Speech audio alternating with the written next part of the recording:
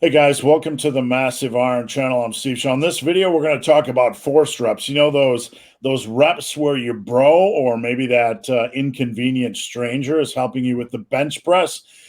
Is that actually helping you, or is it not helping at all? Before we get into that topic, if you have any questions or comments, drop them down below. The best topic ideas I turn into videos just like this. All right, I'm joined by Fazlifts, showing off that sexy sweatshirt. And Faz, you can find Fazlifts over on Instagram, YouTube at Fazlifts. Please follow him on YouTube. So Faz, today, this is we talked a little bit about this before hopping on the video. When the average individual is at the gym and, they get a spotter, usually it's a spotter they don't know. But even if it's a spotter they do know, it's kind of like a bro bonding thing where you're at that last rep. You're going to help each other. We're in the trenches. We're going to war. We're going to help you with forced reps, and we're really going to get a lot out of this. So I just want to toss it your way, Faz, and say, what are your general thoughts? Is there value in this? So, yeah, I think, you've got that, like Steve said, this sort of bonding moment. But there's also this golden unwritten rule that you're always going to tell the spotter. You're always going to tell the guy lifting that he did it all by himself. Right. Was all him, even though you know, because you were touching the bar. Yeah. All you, bro. Yeah, all you, bro. You know because you were touching the bar, and he knows because he could see you touching the bar. But it's sort of that unwritten, unspoken about rule that we both say it was all you, and we acknowledge it was indeed all us, which is a lie. So my general thoughts are, just from that initial starting point, we can see some holes in the technique. Yeah. So we talk about value, and we made a few points before we hopped on the video. The biggest point is, how do you know if you're progressing? How do you know, if you're actually moving forward? Yeah. So just to throw some numbers at you guys, just so you can relate to this a little bit better. Let's say, and I'll talk in pounds, let's say you're on the bench press, right? And you've been hitting roughly, 200 pounds on the bench for your sets, whatever you're doing. Now you are painstakingly close to getting that 220, that magic 2 plates per side, right? And so you decide, rather than take the sensible route and progress through in 5 pound increments, you're just going to go for it. And you'll say, hey, spotter, you come over here. You've pointed to the big guy, unsuspecting big guy in the gym, just in there trying to do his kill. Say, hey, dude, bro, spot me for this. So he comes over, he gives you a spot. Now, you manage to lift, you manage to get, all your reps. My question is, how do we know how much that spotter actually helped? So you've gone from 200 the last week to now 220 on the bar. And on your workout log, you've said you've lifted it, which is a massive increase. But the spotter was clearly touching the bar. How do we know how much pressure was being exerted from the spotter's hands onto your bar? So in essence, what we're asking ourselves is, how do we know what weight you actually lifted? And if we don't know, one, how can we log that in our training diary? And two, how do we know we've even progressed? Let's say your spotter took off 10 pounds. That's okay. Took off 15 pounds. That's okay. What if your spotter took off 25 pounds? And if you're sat there telling me, well, no, he'd never do that. Like, I lifted a weight myself. Well, my question is quite simply, how do you know? You don't.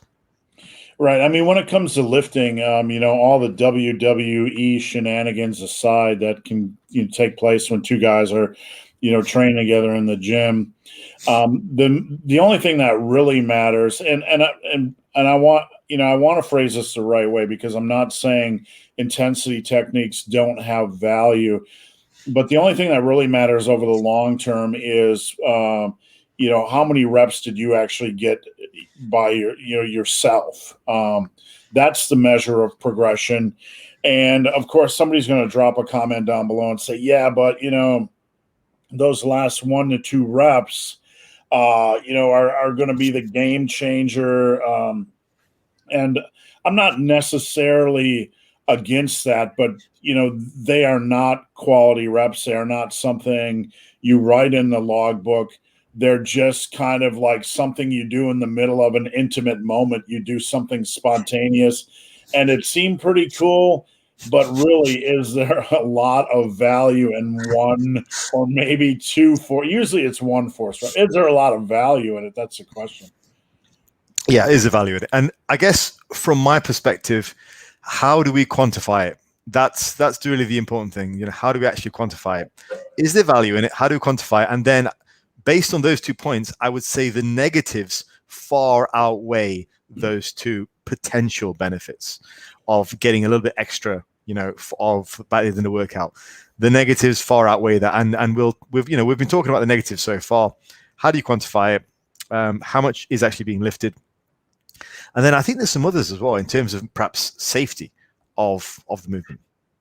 Right. So what are your thoughts on safety? I mean, look, there's a difference. Both of us have spent time in the powerlifting world, and there's a huge difference between, like in the powerlifting world, the guys that are around you generally are, like commandos. They're like special forces. They know form, they know spotting.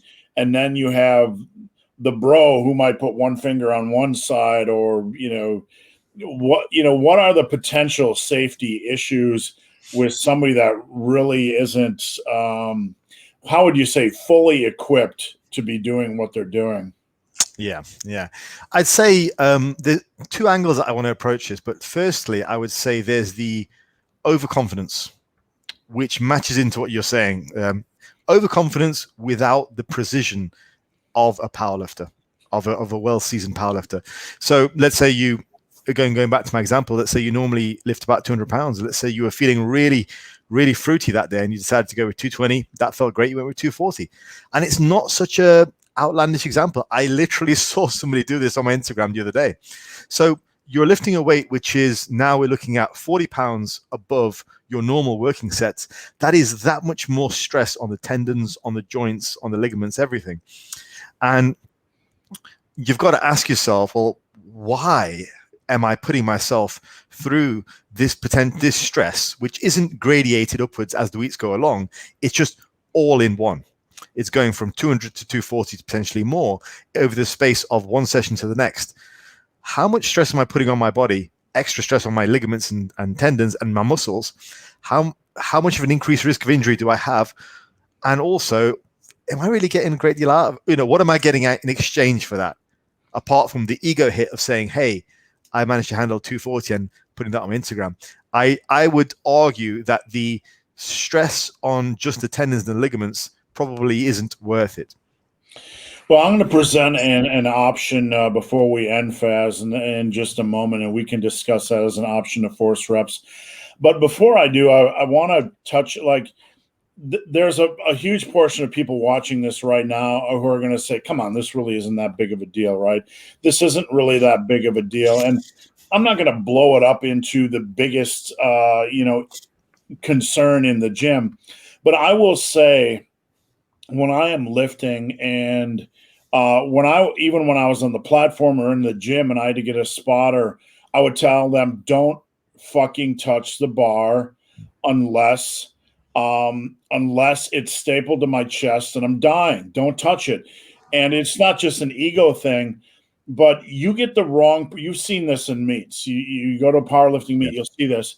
You get like when you are at critical mass with a maximum amount of weight and someone touches the bar just a little bit in the wrong way, you're going to twist, you're going to turn, and that is going to dramatically increase the risk of injury.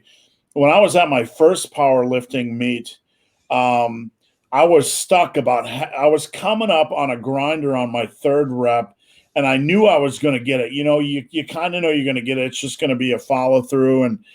And one of the spotters went and touched the bar, and it went like this.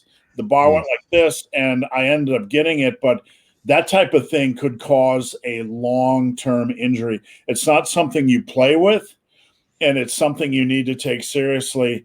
And it's not just in the force reps, but I'm so aware of unbalancing when it comes to training in general, like someone that's got inconsistent head patterns during RDLs, or when people that look to the side during a deadlift rep, I'm like, don't do that. Don't do that, because where the head goes, the body goes. So, for me, it's always been a big issue. Like, do not touch the bar, because the littlest thing can cause a greater force than we think. And Faz, we were talking about this before, like, what do they call the little spring things that measure pressure? Those DIY tools that you use to measure your luggage before you go on holiday. Right.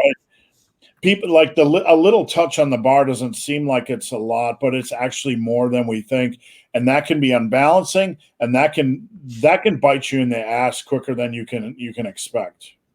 Yeah. I mean, just to give you one more example of that from the powerlifting world, an old friend of mine who I started powerlifting with, he was doing a meet and he was doing the bench press. I think he had something like, it was an equipped bench meet, and he had something like 500 pounds on the bar. So it was serious weight. And he was about to fail the lift, or at least what the spotters thought. Somebody came in, and on one side it came in too strongly. The bar wobbled because of the weight of the bar, and it landed on his teeth. And He's still got some pretty messed up teeth. So, I mean, obviously that's an extreme example, but what we're saying is a spotter introduces a fairly random element into what should be a stable act, which you've performed thousands of times at this point. A spotter has not been there every single rep since you've started. You should have a grooved in lift. A spotter coming in is a random force, which could produce a very random result, which may result in injury. Yeah, and we're talking long run here. I mean, I've been training 35 years, and I've only had one major injury, and that was doing a squat where the ground was uneven, and I twisted and tore a hamstring. But I play it safe. One thing I teach people is to practice safe sets. You got to always play it safe to live to fight another day. That's a key to longevity in this industry. And again, we're not trying to blow this way out of proportion, but you need to have an awareness of this, because I was thinking of the exact example you gave. If somebody just nudges the bar a little bit and it's over your neck or face, and you don't have face savers or spotting arms,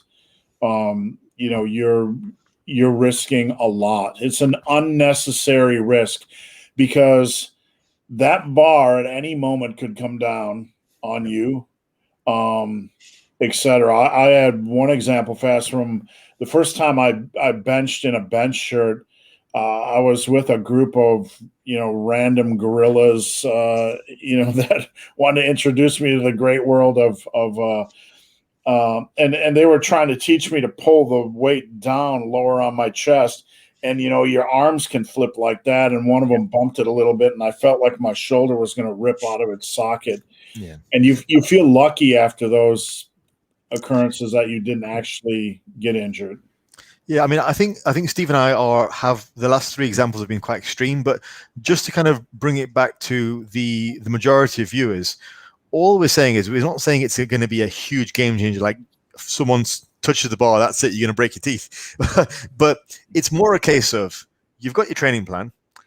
We can use incremental load because the gym has got incremental plates, 2.5 pounds or whatever. The risk reward just doesn't seem worth it for spotter forced reps the majority of the time, because one, you're not really going to be able to tell if you're progressing or not. There's questionable value to the actual forced reps, and two, there is a slightly increased risk in terms of injury potential from either a misgrooved lift or you're getting overconfident and handling more weight than you're actually capable of. So on balance, if you look at it from that perspective, it doesn't really seem worth it, aside from just giving your ego a bit of a tickle. Yeah, the real bottom line here is what we talk about consistently, and that's have a plan, follow the plan. When people include the take-home point, I guess here, Faz, would be when people include things that aren't in the plan, that are kind of showy, or today I'm going to test my 1 rep max, or today I'm going to do forced reps, or today I just decided I'm going to do 200 reps of hang cleans or whatever. when you include variables that are off the plants, they can sometimes be exhilarating, but they're not really going to increase progress over the course of 5-10 years. Yeah. So, Faz, I want to, unless you have anything else, one thing I want to present to folks as far as an alternative, if you want to do something to your training that can add value, you could, instead of doing a force reps, do like a pause set where, you actually rack the weight, rest 10, 15, 20, 30 seconds, and then do another quality rep or two. That doesn't really increase the risk of injury. It allows you to get in an extra rep or two while you're fatigued, while the muscle fibers are kind of being pushed to your limit. You don't need to do an excessive amount. But if that's what you really want to do at the gym, I would encourage you to do something like that. Any thoughts on that alternative, Faz? I think that's a good way of doing it. And Steve's got his bulldozer training, which is a great example of that. But yeah, it means that you're able to quantify the lift. You're able to actually write down what you've done, and you know what you've lifted. And also it introduces that element of safety, because you don't have to take those rest pause sets to failure. You can stop short of failure. You can rack it in a nice controlled way and then lift it again, putting out a good effort, of course, but still, it makes a lot more sense. If you really want to do something to exhaust the muscle, then that makes a lot more sense. All right, thanks, Faz. So if you guys have any questions or comments, drop them down below. And if there's any topic ideas you'd like to see Faz and I discuss, please drop them down below as well. Please follow Faz on YouTube at Fazlifts, and head over to Instagram and follow him at Fazlifts as well. Thanks, Faz, and I'll talk to you next time. Take care, folks.